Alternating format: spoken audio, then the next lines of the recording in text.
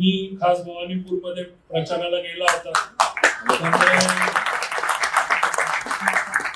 वाटलं होतं तिथे गेलात तेव्हा की एवढा मोठा स्वीप होईल असं. खरं सांगायचं तर परिस्थिती दिसत होती पण मन मानत नव्हतं.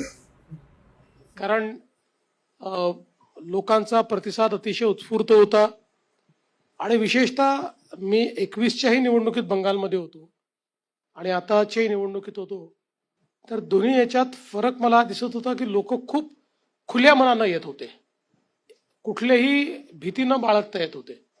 त्यामुळे असं वाटायचं की परिवर्तन तर होत आहे, पण माझ्यासारख्या कार्यकर्त्याला हे परिवर्तन इतकं मोठं असेल याची मात्र कल्पना नव्हती. बाकीच्याही 2 राज्यात प्रचाराला गेला होता. मी सगळ्याच राज्यात गेलो आणि मला असं वाटतं की आसामचं तर अगदी क्लिअर कट दिसत होतं आसाममध्ये, आणि बाकी तमिळनाडू आणि केरळ तर आमच्याकरता ही डिफिकल्ट राज्य होती, पण तरी देखील मला असं वाटतं की चांगली सुरुवात झालेली आहे.